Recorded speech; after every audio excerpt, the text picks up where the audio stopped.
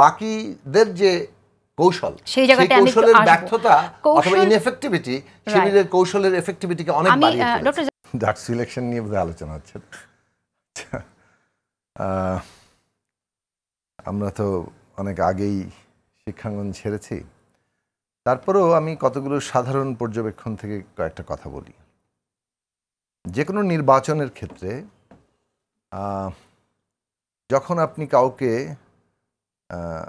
সাধারণ প্রতিপক্ষ হিসেবে ট্রিট করেন, কারণ একজন ব্যক্তি সবার মোটামুটি প্রতিপক্ষ হচ্ছে, তাহলে সে কার্যত মূল পক্ষ হিসেবে হাজির হয়। কিন্তু দেখা গেল যে সেই সাধারণ প্রতিপক্ষের বিপরীতে কোনো সাধারণ প্রার্থী নাই, এখানে বেশ কয়েকটা পক্ষ। ধরেন ইসলামী ছাত্র শিবিরের যে প্যানেল, তার বিপরীতে কাজ করেছে অন্ততপক্ষে ইম্পর্ট্যান্ট 4টা থেকে 5টা প্যানেল। ছাত্রদল, স্বতন্ত্র একটা প্যানেল হিসেবে উমামার নেতৃত্বাধীন প্যানেল, বাকছাসের প্যানেল, বামপন্থী ছাত্র সংগঠনগুলোর 2টো প্যানেল, তার মধ্যে একটা মোটামুটি আলোচিত বেশ সামনে এসছে। আবার আরও কয়েকটা ছাত্র সংগঠন, ইন্ডিপেন্ডেন্টলি ছাত্র ফেডারেশন এবং অন্যান্য, তারাও তাদের পুরো প্যানেল না দিলেও বিভিন্নভাবে তাদের প্রার্থিতা দিয়েছে।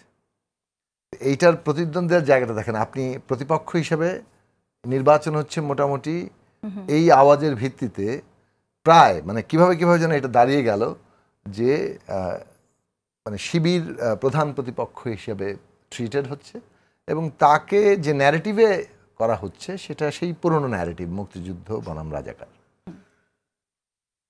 সেই ন্যারেটিভটা এমনিতেই কিন্তু প্রায় অকার্যকর হয়ে গেছে। এটার ব্যাখ্যা আমি আগেও অন্যান্য টেলিভিশনে বলেছি যে মুক্তিযুদ্ধ বলে যে ন্যারেটিভটা দাঁড় করেছে, আওয়ামী লীগ এবং মুক্তিযুদ্ধ সমর্থক এরকম একটা আওয়ামী লীগ ন্যারেটিভ দাঁড় করিয়েছে, এবং সেই মুক্তিযুদ্ধকে ব্যবহার করে সে তার পুরো এই ফ্যাসিস্ট অপশাসনটাকে জায়েজ করেছে। এবং সেইখানেও তারা জামাতকে, মানে যাকে বলে না give a bad name first and then kill, তো মোটামুটি জামাত হচ্ছে সেই শত্রু যাকে দমন করে সে তার নিজেকে জায়েজ করার চেষ্টা করছে, এবং যেই তার প্রতিপক্ষ তাকে জামাতের সাথে ট্যাগ করছে, প্রথমে বিএনপিকে, তারপর আমাদেরকেও ট্যাগ করছে, আমাদের বামাতি টামাতি বলতো আর কি। ধরেন এইভাবে তারা জামাতে, ফলে জামাতের কিন্তু একটা আপেক্ষিক, মানে একটা নির্দিষ্ট সময়ে তাদের উপরে যে অত্যাচার বিএনপির উপরে ভয়ঙ্করভাবে হয়েছে, অনেক বড় আকারে হয়েছে, গুম খুন, লক্ষ লক্ষ মামলা, গ্রেফতার। জামাতের ব্যাপারেও কিন্তু একটা বড় তাদের উপর দমন পীড়ন চলেছে, এবং সেই দমন পীড়নে তাদের একটা মজলুম জায়গা তো তৈরি হয়েছে, তাদের উপর কন্টিনিউয়াসলি দমন পীড়ন চলছে। তাহলে কিন্তু আপনি সেটা করছেন কীভাবে, মানে আপনি আপনার ফ্যাসিস্ট শাসনকে জায়েজ করছেন। এইটা এই দীর্ঘ 15 বছরে ধীরে ধীরে অকার্যকরী শুধু নয়, মানুষ এটার বিপরীত জায়গায় চলে গেছে, যার ফলে শেখ হাসিনা যখন রাজাকার বলে সেটার এইরকম বিপরীত প্রতিক্রিয়া হয়, তুমি কে আমি কে, রাজাকার রাজাকার, কে বলেছে স্বৈরাচার স্বৈরাচার, ওই স্লোগানটা আসে। তো মুক্তিযুদ্ধ তো আমাদের ভিত্তি। 1971 সালে এত লক্ষ লক্ষ মানুষের আত্মত্যাগের উপরে রাষ্ট্রপতন হয়েছে। মুক্তিযুদ্ধ ছাড়া আসলে মানে কেউ যদি এটার বিপরীত দাঁড় করায় তাহলে সেইটা তো মানে ভয়ঙ্কর একটা ব্যাপার। কিন্তু প্র্যাকটিক্যালি আওয়ামী লীগের যে মুক্তিযুদ্ধের বয়ান, এইটা মানুষ গ্রহণ করতে চাচ্ছে না। জনগণের মুক্তিযুদ্ধে তো জনগণের একটা বয়ান আছে। মুক্তিযুদ্ধ কারা করেছে? এই দেশের কৃষক, শ্রমিক, জনগণ, তরুণরা। হ্যাঁ, আওয়ামী লীগের রাজনৈতিক ভূমিকা সেখানে ছিল, তারা বড় দল নেতৃত্বকারী জায়গায় ছিল, কিন্তু জনগণের যে ভূমিকা, জনগণের যে বয়ান, তার যে আকাঙ্ক্ষা, যেটা সাম্য, মানবিক মর্যাদা, সামাজিক ন্যায় বিচার, সেই জায়গা কিন্তু 54 বছরে প্রতিষ্ঠিত হয়নি। ফলে মুক্তিযুদ্ধের যে বয়ান, জনগণের বয়ান, যেখানে তার আকাঙ্ক্ষা প্রতিষ্ঠিত হয়নি, কিন্তু বিপরীতে আওয়ামী লীগের একটা বয়ান আছে, যে বয়ান দিয়ে সে সমস্ত কিছুকে দখল করছে, অন্যদিকে একটা দমন পীড়ন কিংবা এই দখলকে, একটা ফ্যাসিবাদী ব্যবস্থাকে জায়েজ করছে, সেইটার প্রত্যাখ্যান ঘটেছে।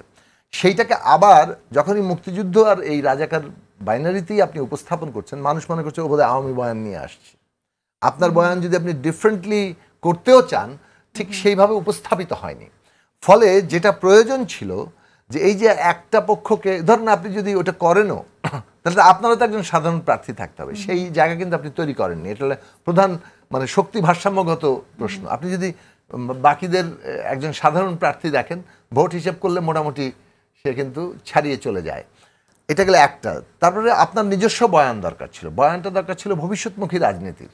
শিবির এখানে প্রতিযোগিতা করছে, they are one of the part, but আপনার তো নিজস্ব পলিটিক্যাল প্রপোজাল থাকবে, সেই প্রপোজালের জায়গাটাতে আমরা যেভাবে আসা দরকার ছিল চেষ্টা করেছে, কিন্তু সেটা প্রাধান্য পায়নি মুক্তিযুদ্ধ বনাম রাজাকারের বয়ানের চাপে। এইটা একটা বড় কারণ।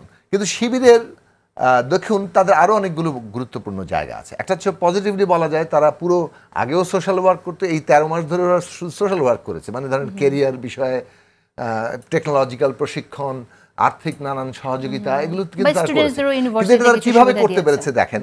এই ক্ষেত্রে শিবির কিন্তু একটা খুবই আপাত কৌশলগত সুবিধা নিয়েছে, যেটা প্রশাসনগত নানান কারণে, এমনকি আমার ধারণা এখানে আরও আন্দোলনকারী শক্তিদের মধ্যে বাকছাস কিংবা তাদেরও একটা অংশগ্রহণের জায়গা ছিল।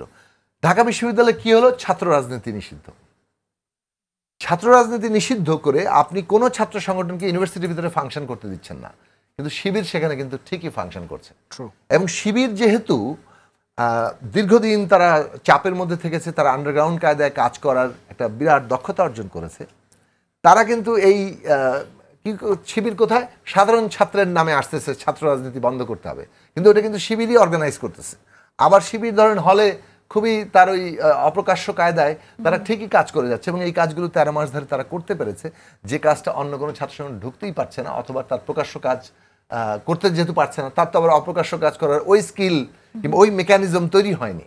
ফলে এইখানে একটা বিরাট অসমতল তৈরি হয়েছে। আমরা তো লেভেল প্লেয়িং ফিল্ড বলি, আগে থেকেই একটা বড় অসমতল তৈরি হয়েছে। তারপরে ধরুন আরও অনেকগুলো ফ্যাক্টর আছে, যেভাবে ছাত্রদল একটা বড় প্রতিপক্ষ হিসেবে হাজির হলো, কিন্তু ছাত্রদল বিএনপি কতগুলো বিষয়ে তাদের অলরেডি ট্রেডমার্ক হয়ে গেছে। ও তারা চাঁদাবাজি করছে, ও তারা সংস্কার চায় না, ও আচ্ছা বিএনপি পাওয়ার আসলে বিচার হবে না, এই কতগুলো ন্যারেটিভ কিন্তু বেশ শক্তভাবে দাঁড় করিয়ে ফেলা হয়েছে। এই সবগুলো জিনিস মিলে আপনার, আমি আরো 5টা পয়েন্ট বলতে পারি, কিন্তু আমি যে জায়গাটা বলতে চাইছি যে এই জায়গাটাতে একটা পোলারাইজেশন ঘটেছে, যেখানে ছাত্ররা ঠিক সবাই শিবির সমর্থক, শিবিরের পলিটিক্সের সেটা নয়, কিন্তু শিবির আবার নিজের যে উইক পয়েন্টগুলো আছে, ঢাকা বিশ্ববিদ্যালয়ের শিবির সেগুলোকে আবার কিছুটা কিছুটা আনার চেষ্টা করেছে। যেমন ধরেন আপনি একজন মানে একজন অ্যাক্টিভিস্টকে যিনি হিজাব পরছেন না কিন্তু শিবিরের প্রার্থী হচ্ছেন, একজন চাকমা প্রার্থী হচ্ছেন, এই জায়গাগুলোতে সে হাজির করছে কিছুটা নিজেকে লিবারেল ফর্মে, আর ছাত্রছাত্রীরা দেখছে যে আচ্ছা এ তো যা বলা হচ্ছে তা পুরো না, অন্যদিকে তার বিরুদ্ধে এইভাবে আক্রমণ যেহেতু হচ্ছে, কাজেই আমরা তার প্রতি একটা সিম্প্যাথেটিক অথবা এই জায়গাটা আমার মনে হয় রাজনীতিতে তো কৌশলও খুব ইম্পর্টেন্ট। এই কৌশলটাই মনে হয় শিবির জামাতকে অনেক এগিয়ে দিয়েছে, কারণ জামাত যা না জামাতের কৌশলের চাইতে এখানে আমরা তাই দেখলাম আসলে। আমার কনক্লুসিভ কথাটা হচ্ছে যে শিবিরের কৌশল যতটা এফেক্টিভ ছিল, বাকিদের কৌশলের ব্যর্থতা তার চেয়ে বেশি এফেক্টিভ। তৃণমূলের যে শিবির আর ঢাকা ইউনিভার্সিটির শিবির, এবার তারা কিন্তু ডিফারেন্ট রোল প্লে করছে। তৃণমূলে যেটা রক্ষণশীল চরিত্র আপনি দেখবেন, আমি এটাই শুরুতে বলেছি, ঢাবিতে কিন্তু সে একটা উদারনৈতিক এবং সেকুলার রোল প্লে করতে চেয়েছে, এবং আসলে ভোটটা কিন্তু ওখানেই পড়েছে। বলতে পারেন যে শিবিরের রাজনীতি থেকে অনেকটা সরেছে বলে তার নিজের গ্রহণযোগ্যতা তৈরি করেছে। আসলে শিবিরের রাজনীতি থেকে সরে গেছে কিনা, বা শিবির যদি সরেও যায় কিনা সেটা আরেকটা প্রশ্ন। আমি বলছি যে ইলেকশনের সময় নিজেকে সে যেভাবে প্রেজেন্ট করেছে সেখানে সে কিছুটা সরেছে, এইটা তার কৌশল, কিন্তু এটার এফেক্টিভিটি একটা আছে নিশ্চয়ই। আমার বক্তব্য হচ্ছে যে যেহেতু বিশ্লেষণ করছি আমরা, আমি পক্ষ বিপক্ষ না নিয়ে, বাকিদের যে কৌশল, সেই কৌশলের ব্যর্থতা অথবা ইনএফেক্টিভিটি শিবিরের কৌশলের এফেক্টিভিটিকে অনেক বাড়িয়ে ফেলেছে।